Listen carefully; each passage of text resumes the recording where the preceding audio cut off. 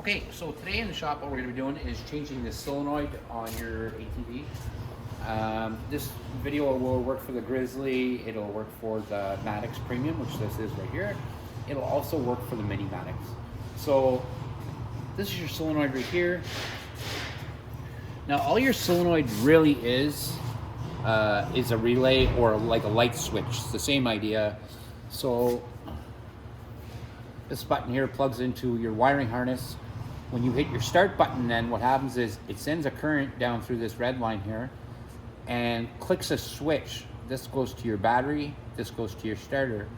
So inside here, when that flips that switch, it gives all the power from the battery right to the starter.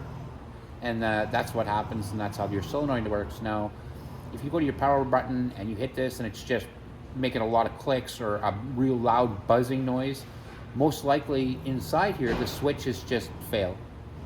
And it happens. It's something that just happens. It's a solenoid. Anybody who ever owned an old Ford truck would know about these old solenoids and how they can fail. Now, it's very easy to change it. Like I said, there's one wire that goes from the battery, one wire goes to the starter, and then you got a plug that goes up into the wiring harness. Now, on each bike, it's going to be in a little bit different place, but it's also going to be the same on all bikes. I'm going to show you real quick. Just have to get a screwdriver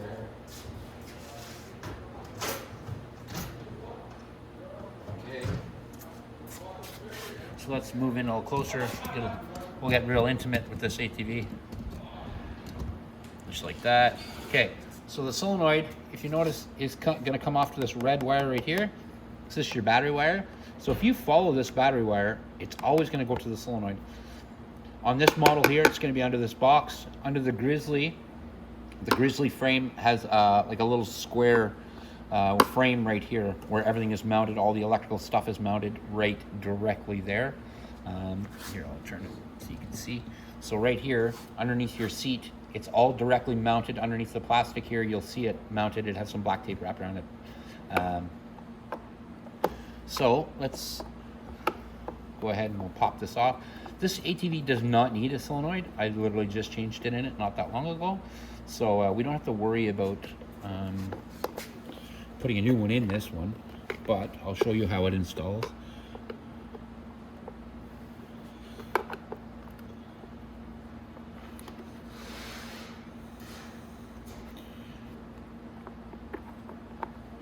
Another thing to watch out for too is if you're going through a lot of water with this ATV, you might want to seal this box off in the front here, because if the solenoid gets underwater, obviously it's not going to want to have your bike run.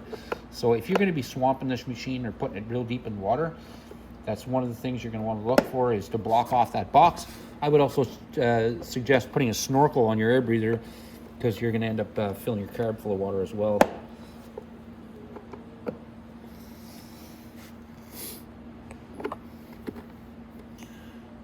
Screw out here.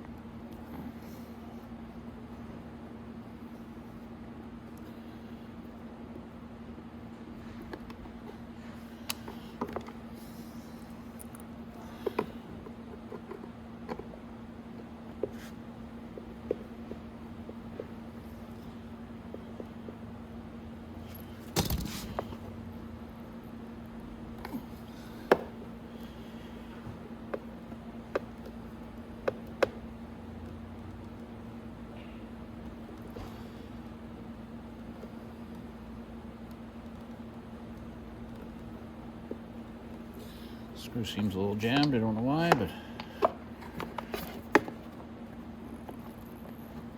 I'll fix that after. Okay. Now I've opened the box. If you look in there, you're going to see your solenoid in there, and you're going to see the main fuse. So like I said, if that gets full of water in there, obviously the solenoid is going to get buried in water and your machine is not going to want to run right. Some guys, what they do is they'll just drill a hole in the corner there, where my finger is, down there, just so if any water goes in there, it just drains right out. Like I said, if it's a good rule of thumb if you're going to drive through a lot of water, just to seal that all off. But anyway, here's your solenoid here. You'll notice when I do a solenoid, I wrap it up real good. I don't want any of these wires touching or grounding out. So let's go ahead and we'll peel our tape off and we'll take a look.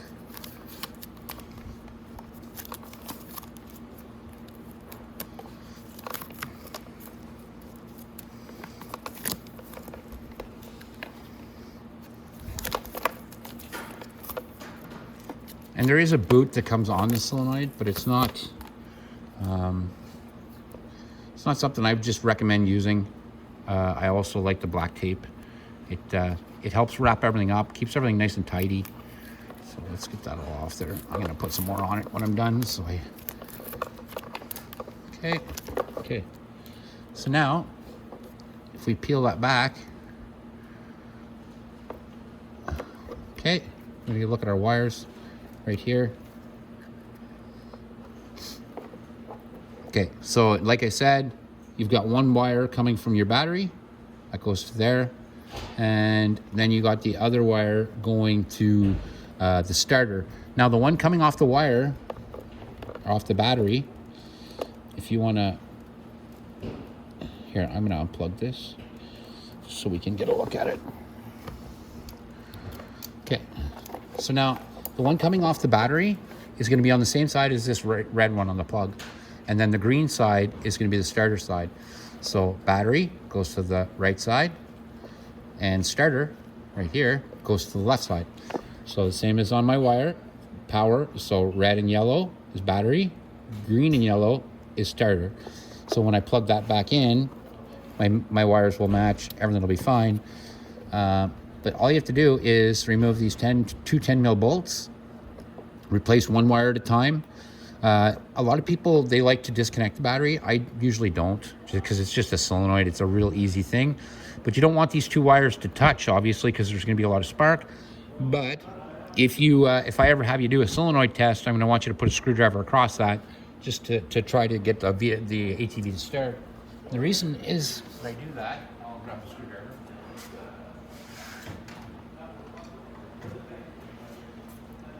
It just shows you exactly what happens when you hit your start button.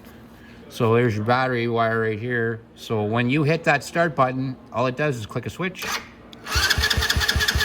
Just like that. And that's what tries to make it start. So that's all you're doing is replacing this switch. So now you, like I said, you take and put your 10 mil bolts, put it back on. You want to make sure this boot is on and flipped over the top here like this, so it doesn't ground out. And then you want to put your boot back over the top. Give it a good wrap with black tape then again. I'm gonna wrap this one back up. And you just want nothing to touch inside there, and you want everything to be protected by that rubber boot like that. And that's how you install your solenoid. It's that simple. And then you put it back. You want to, like I said, make sure that this boot is on. You have good black tape on, because if one of these points grounds against the frame, it can damage the wiring harness and it can ground out the whole machine. So you want to be very careful when you're putting that, when you're putting that back on. And that's how you change your solenoid.